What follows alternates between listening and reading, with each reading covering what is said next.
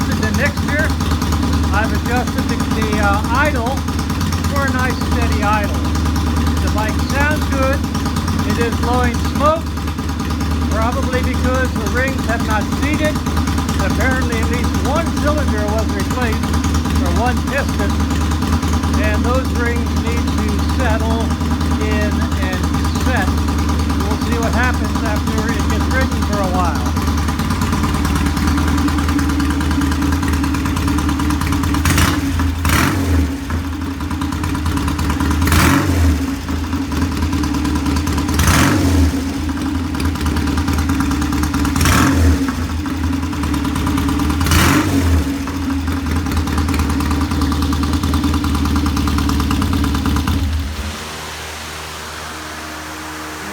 Turn this off.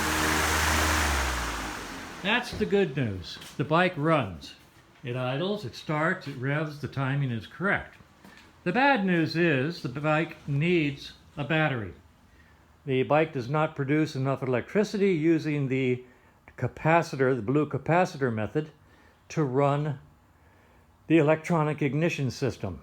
We can put in a Boyer power box that will give you enough ignition voltage without a battery, or you can have a battery box made and a battery installed right down here underneath of the coils. Now, I suggest that's the best thing to do.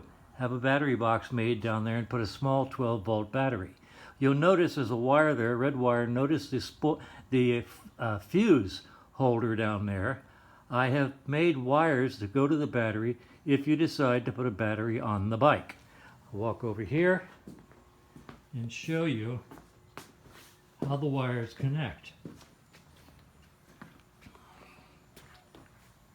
This is my test battery. And those are the wires right there that come out and go to my test battery. All you have to do is have a small bracket made to fit under here. I'll send you some pictures of other bikes with brackets, battery boxes already made. And then all you have to do is connect the red and black wire, red to positive, black to negative, and the bike will be ready to go. I'll get you pricing on the Boyer power box if that's the method you want to go. It would replace this unit right there that you currently have, which does not produce enough power to run the electronic ignition system. It's designed to be used with a battery. So that's where we are. The bike is running. Bike sounds pretty good. I checked the oil. It does have oil flow. Forgot to film it, but sounds pretty good. Blowing smoke. We'll see if the rings settle in, and if the smoke diminishes as you ride it.